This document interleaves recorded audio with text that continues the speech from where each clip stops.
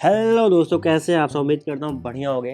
तो ये क्या होने वाली ये वीडियो जिसमें हम की समरी बताएंगे थोड़ा बहुत कैसे इस चैप्टर के क्वेश्चन को हम प्रोसीड करते हैं। ठीक है, तो पहली बात भाई, हर चैप्टर के आखिरी में हमें समरी देखने को मिलती है, फॉर्मूला। ठीक है, फॉर्मूला तो हमें याद करना होता है इसको बाय हार्ट, बिल्कुल बिल्कुल दिल के पास जिगर के सामने बिल्कुल होना चाहिए। ठीक है, इसमें कोई दो राय है ही नहीं। क्यों? क्योंकि जब भी तुम क्वेश्चन कोई भी पढ़ोगे, ठीक है, जब भी कोई क्वेश्चन पढ़ोगे उससे क्या है, तुम्हें देखो ध्यान से, रेडियस तुम्हें ध्यान देना है।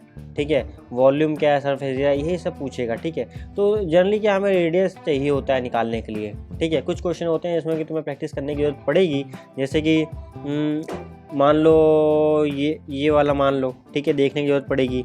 एक क्वेश्चन तो मैं और बताता हूँ जिसमें आर वाला था, वेट यही था।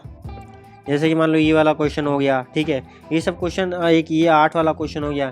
तो ये सब क्वेश्चन एक बार देख लेना कैसे करते हैं, उसमें फॉर्मूले पता होने चाहिए एग्जैक्टली। ठीक है, देखिए जैसे कि सी से क्या होता है, कौन का पाई आर एल होता है, ये सब तुम देख ही लोगे, टोटल कैसे बन रहा है यार। ठीक है, तो अगर मान लो ये ले लिया मैंने कौन, तो ये क्या है, ये वाला अगर इसको ऐसे ऐसे घुमाएंगे यहाँ तक तो क्या है, पाई आर एल बनेगा। ठीक है, टोटल सरफेस एरिया लेना, तो ये नीचे वाला क्या है, एक सर्कल बन रहा है, तो उसको ऐड कर लोगे, पाई आर एल था प्लस पाई आर स्क्वायर। देखो ऐसे टोटल सरफेस एरिया बन जाता है, समझे। उसको फिर आर कॉमन लोगे तो ये बन जाएगा, पाई आर एल प्लस आर बन जाएगा, सिंपल। ठीक, तो ये सब चीज़ें तुम्हें ध्यान देनी है। सरफेस एरिया ऑफ स्फीयर का क्या है, रेडियस तो हमें 4 पाई आर स्क्वायर होता है।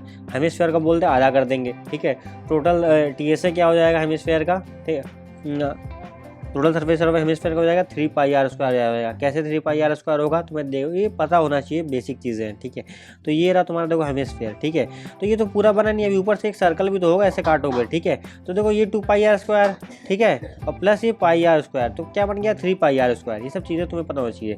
और वॉल्यूम ऑफ कोन क्या होता है, 1/3 पाई आर स्क्वायर एच। ठीक है, तो जनरली क्या होता है, ये राइट सर्कुलर कोन होता है। ठीक है, यहाँ से यहाँ तक ऐसे जाता है, तो ये वाली लेंथ क्या होती है, एल होती है, ये क्या होती है, एच होती है, और ये क्या होता है, इसका रेडियस होता है। ठीक है, तो देखो वहाँ से पाइथागोरस भी लगती है, 90 हो जाता है, तो L equal to R square plus R H square भी होता है, ऐसा रिलेशन तुम्हें देखने को मिलेगा।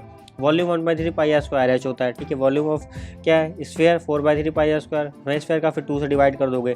तो ये सब चीज़ें क्या हर तुम देखोगे, आर मतलब आर तो क्या आता है, रेडियस हर जगह आ रहा है, रेडियस का काम हर जगह हो रहा है। ठीक है, कोन में क्या होता है, हाइट भी आती है, साथ में स्लैंट हाइट भी आ जाती है। ठीक है, तो कहाँ कैसे हो रहा है, क्वेश्चन ध्यान से करना, पहले पढ़ना है बिल्कुल, क्या एग्जैक्टली बोल रहा है, फिर अप्रोच करेंगे क्या है, आर कैसे निकाल सकते हैं। ठीक है, अगर कोन के बारे में है तो देखेंगे क्या हमारे पास आर है, नहीं है तो फिर हम कैसे ये वाले रिलेशन से कैसे हम एच निकाल सकते हैं, या फिर एल जो हमें चाहिए तो एल निकाल सकते हैं। तीनों में कोई ना दो चीज़ तो दी ही होगा, ध्यान रखना। कुछ क्वेश्चन क्या होते हैं, जैसे 8 वाले में तो हमने कुछ मानना भी पड़ता है, जैसे हेमिस्फीयर यहाँ माना था तो हमने 2 पाई आर स्क्वायर मान लिया था। ठीक है, ये टोटल कॉस्ट दी थी, ये क्या दिया था, रेट दिया था, जो हम टोटल कॉस्ट, तो हमने मान लो अगर हमें टोटल कॉस्ट 4 पाई आर, मान लो 100 मीटर से 100 मीटर हमें चाहिए मान लो ना, तो हमने 100 मीटर क्या मतलब 2 पाई आर स्क्वायर मान लिया, जो भी अंदर हो। ठीक है, साथ में अगर टोटल कॉस्ट से पर यूनिट कॉस्ट से मल्टीप्लाई कर देंगे पर स्क्वायर से, तो हमारे पास क्या आ जाएगा, ये टोटल कॉस्ट आ जाएगी, जितना एरिया प्लस ये मल्टीप्लाई कर दिया पर